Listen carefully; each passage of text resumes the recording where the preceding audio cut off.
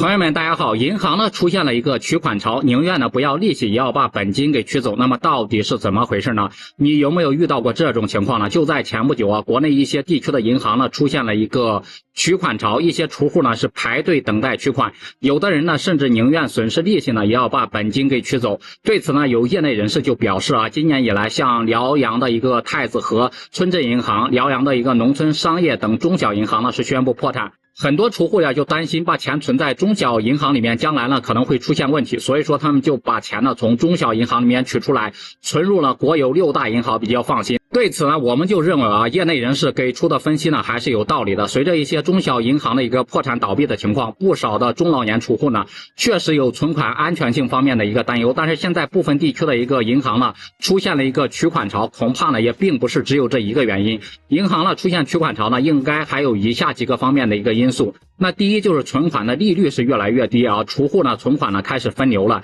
今年以来呢，国内银行存款的利率是持续下调，目前呢正处于历史较低的一个位置。不少的储户呢把钱取出来投资收益相对较高的一个理财产品，比如说有些老年储户听到呢现在有国债要买，他们就把钱从银行取出来去购买国债。还有一些储户呢从 A 银行取出现金去购买 B 银行的一个理财产品，显然呢银行的存款出现了分流的一个情况。第二就是存款利率的降低呢，导致一部分人呢开始取钱消费了。现在一些中端包括高端的商品呢都出现了一个大幅降价的一个情况，比如说汽车、家电、奢侈品等等啊，不少储户呢觉得银行的存款利率呢是越来越低，与其呢面对如此低的一个利率，还不如拿出一部分存款用来消费，改善一下自己的生活质量。从目前的情况来看啊，在连续降息之后呢，老百姓存钱的一个积极性真的是有所下降，消费需求呢却在逐步回升的一个过程之中，所以有些人呢就把钱取出来购买一些中高档的商品，也是不难理解了。第三呢，就是楼市的一个利好政策不断传来，一些人取钱买房了。先是各地放开了一个限购，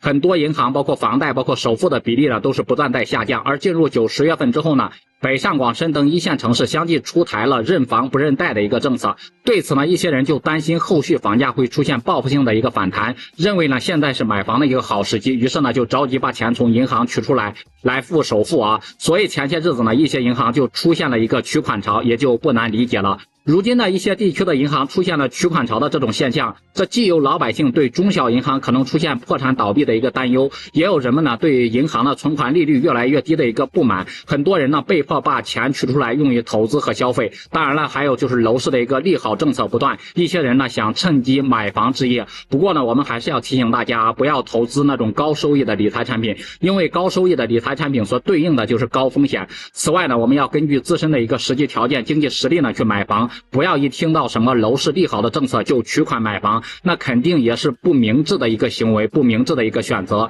你们觉得我说的对吗？不知道大家对此是怎么看的，也欢迎在评论区里面留言讨论。好了，本期视频我们就拍到这里，喜欢视频的朋友多多关注点赞支持，我们下期视频再见。